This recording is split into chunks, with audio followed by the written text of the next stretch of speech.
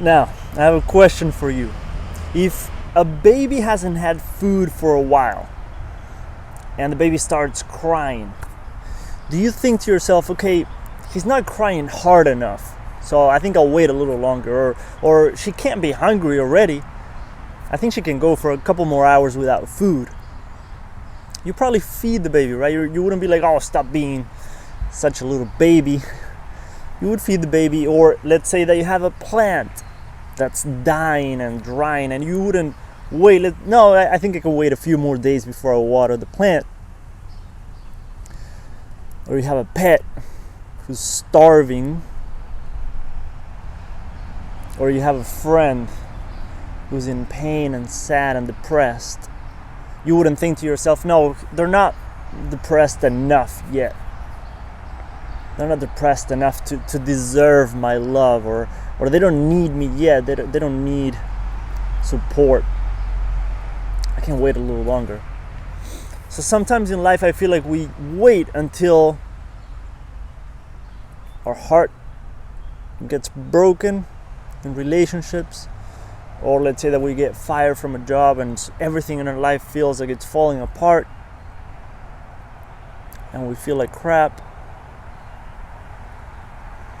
Maybe we don't need to wait. Maybe we don't need to use self-love as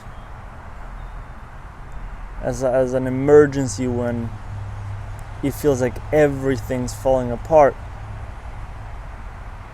And at the same time, we don't need to go to the other extreme and put post-it notes, sticky notes all over your house, even though I do recommend that sometimes in some of my programs, if it resonates with you, if that feels good.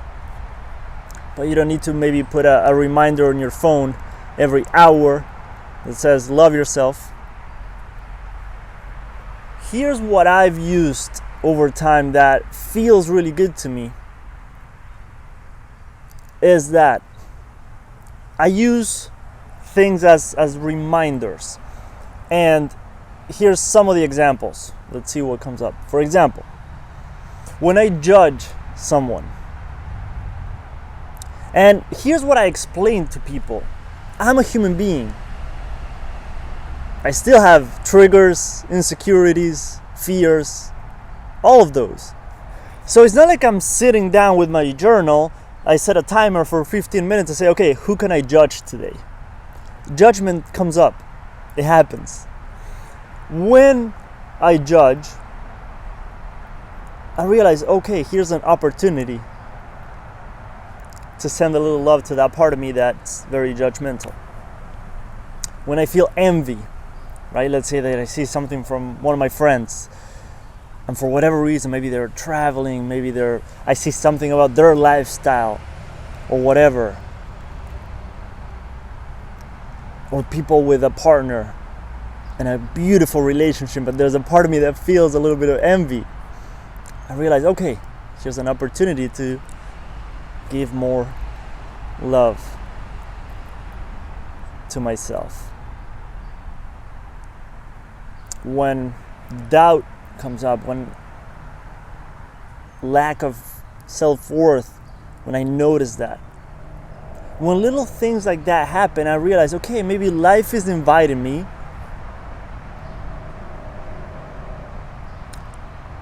to use this as an opportunity to make myself a priority, and to maybe not worry so much about the outside, not obsess about the outside, and realize maybe it's a little time to go in. And here's the other thing that I've said to some of my clients, like, you don't need, when that happens, it doesn't mean that you need 10 minutes or 15 minutes or go into a meditation or visualization or journal exercise or mirror work. Maybe all you need to say is, I love you, I fucking love you. And whatever comes up for you, I'm sorry that I've ignored you, I'm sorry that I forgot about you, I'm sorry that I've put everyone else first before you, and I haven't been giving you the time and attention that you need and want, deserve, desire, whatever comes up for you, whatever comes up for you. There's no right or wrong way. And when you use those little life experiences as reminders,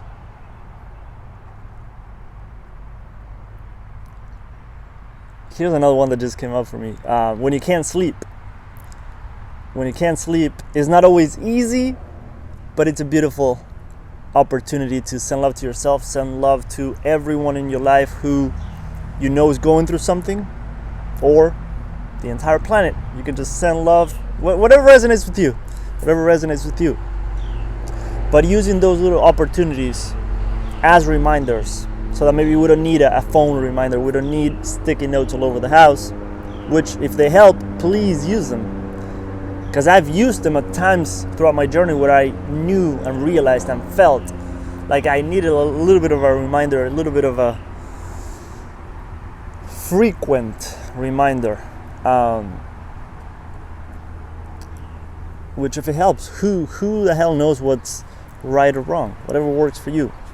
But I just invite you to, you can even remember that analogy, like you wouldn't wait for a baby to be crying for hours before you feed them. You wouldn't wait for the plant in your house or flowers to be almost dying before you water them. You wouldn't wait for your pet to be starving to death before you feed them. And you wouldn't wait for your best friend or someone you care about. That was funny, that was from my tea, the vapor that came up. You wouldn't wait for your friend to go deeper into sadness and depression before maybe you can show up for them. So the same way that you would show up for the baby, you would show up for that plant, you would show up for your pets, and the same way that you would show up for your best friend.